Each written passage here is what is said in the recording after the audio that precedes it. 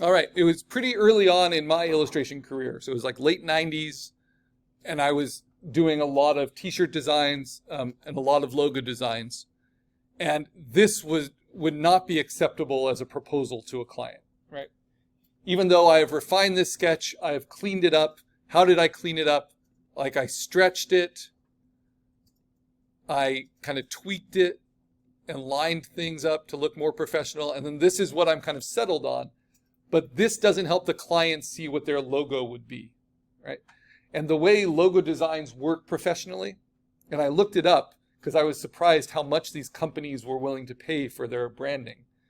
But the average, and this was back in the 90s, the average price a corporate logo would be budgeted is around $100,000, which is more than any kind of single campaign. And that makes sense because this becomes their identity. You hope for like a decade, right? Before they have to rebrand. So what that actual professional practice is terrible. You usually have a whole design firm do lots of versions. And the first meeting with the client, which is usually a group of people, is you're showing them like 100 different approaches for the thing they want. And then they pick a few from there, and then you do like 50 based on the ones. So you're just doing lots and lots of iterations, little refinements. But if I showed it to them like this, they wouldn't be able to picture it because it's still based on lines and not shapes. So once you have kind of everything where you want it, the next step, which I find digital is very helpful for, is to clean it up. So now I'm going to make a duplicate of this. I'm going to move it to the very top. This is the one I'm working with.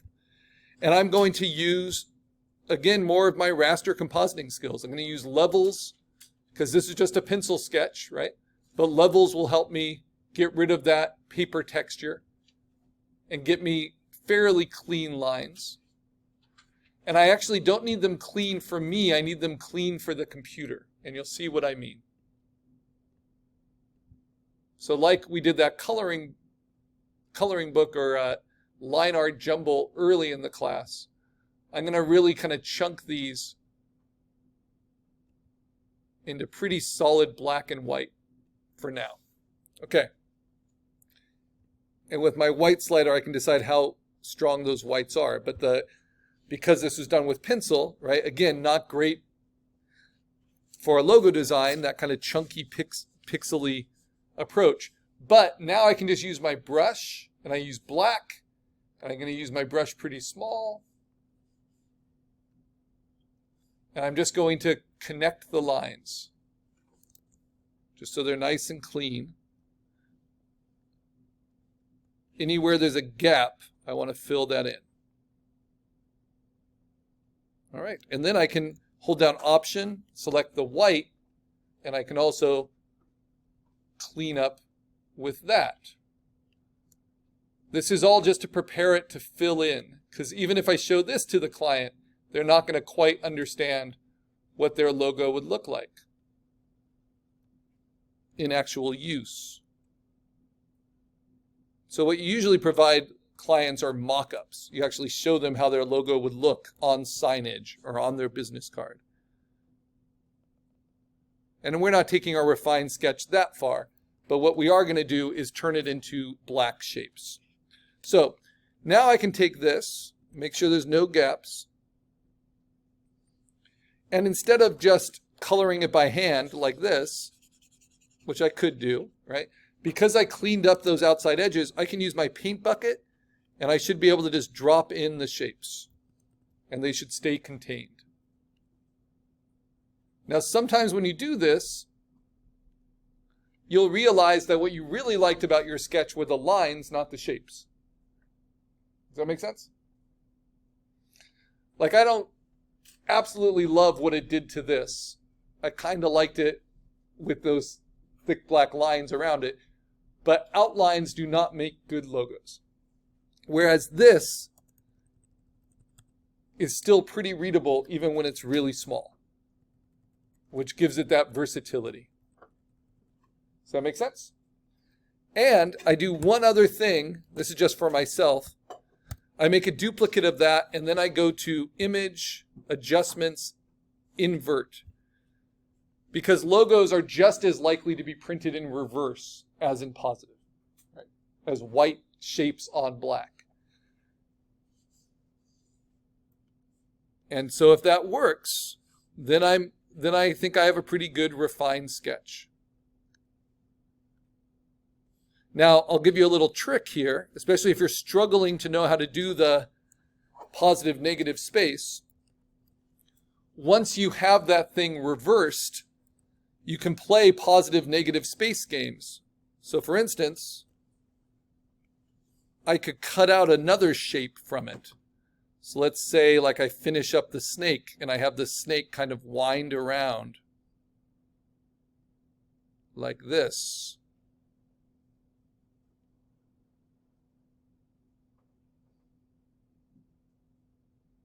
Into the image, right? And then that's another way to do kind of a positive negative space logo. So you can always cut a logo out of another shape. And sometimes that's called offsetting. That helps it have more like visual presence. I don't love that approach. There's some potential there if I wanted to push it further, but I think this gets the job done. Right? And if it's clear, engaging, and versatile, it gets the job done. So this is going to be my refined sketch. So what do? I save this just as a JPEG. So SP25, 1, Karl, assignment 4, because now we're moving beyond our proving ground. Refined sketch. And just if I need to remind people of how I got this, that went to there. I can also save this as a Photoshop file, which just shows all of those kind of tweaks to get from my original thumbnail sketch to my refined sketch. So I'll just save it as a Photoshop file, though I'm not going to post that. What's it doing? There we go. And I'm just saving to the desktop, and then I'm going to move everything into my folder. So here's my PNG. So that gets submitted for assignment 4. Notice these are different. This is for proving ground number 2.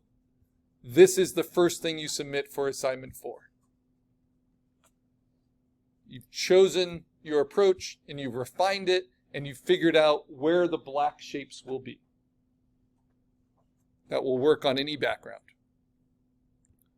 at any scale. And then I'll just save this just for me.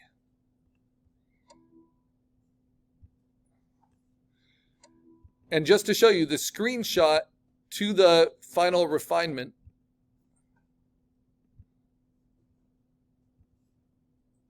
it does make a big difference, right? It should get better and better as you refine it. So if you lose something that you like from your sketch as you're refining it, you want to retool it a little bit, right? Okay. Now I can go to the assignment. I'm going to go past proving ground number 2 to assignment 4, the last one in the module, in the unit.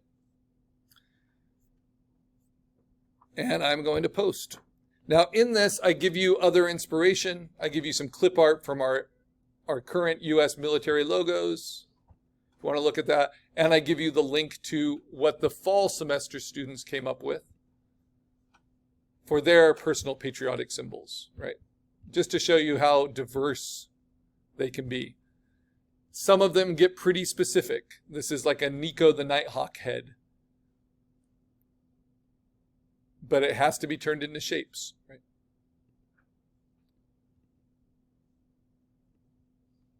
And so will yours. And then the military stuff, you can get inspired. Maybe you use these to modify and mash up and make your own.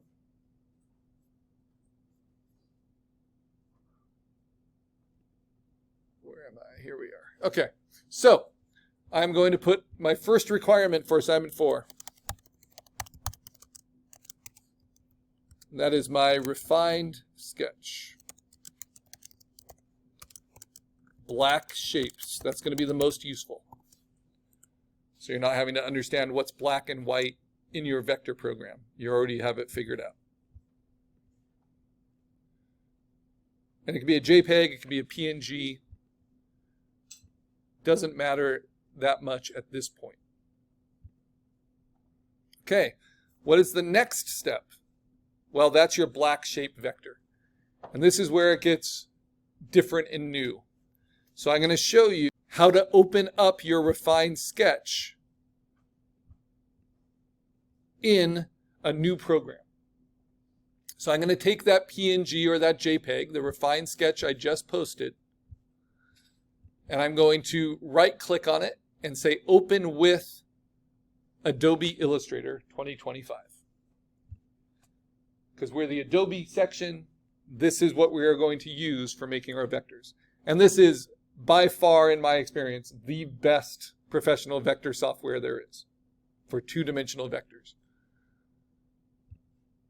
It's been around a long time, and it wasn't always owned by Adobe. And the reason it's so different than Photoshop is because the people that had been using it for almost a decade before Adobe bought it didn't want Photoshop to change it too much, or didn't want Adobe to change it too much. So there's some things that seem similar to Photoshop, and then there are other things that are just strangely different, and that's to meet all different designers' needs. But when you bring it into Illustrator, it doesn't automatically make it a vector. You can see that this is a raster file. This is what's called an image file within Adobe Illustrator. But this program, if you use the layers on the side, you can see that it shows up as an image, and that's all it is. What you're going to do is double click on the image file.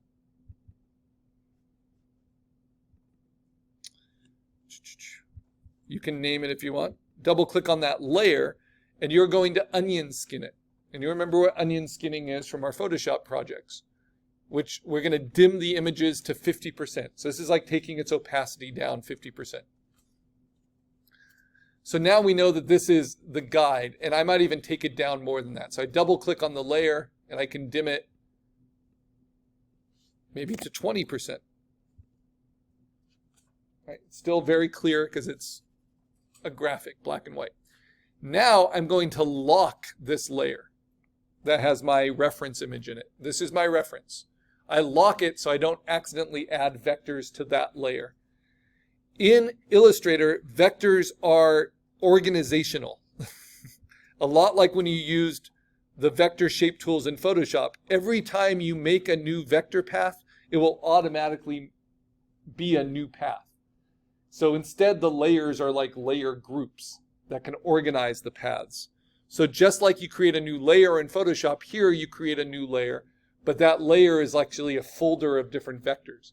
And these vectors are going to have anchor points and paths that are indicated with red. So let me show you what I mean.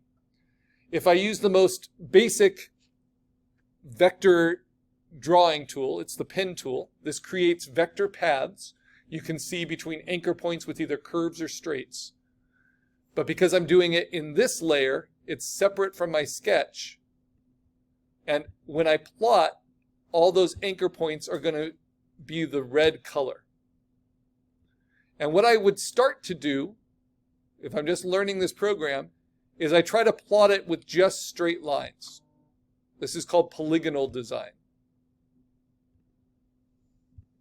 But you can see the problem is it's giving me an outline that's black and it's giving me an inside that's white. What I want to do is go over here and change that inside to being empty so I can just trace around. So you can see that that is the fill, that is the stroke. So I'm just using the default stroke and I'm just clicking and moving. I'm not dragging. That's why I'm avoiding curves. And I'm trying to build it with as few anchors as I can as a polygon. So this curved beak will take a few. And then when I get to the end, you can see how there's a little circle that's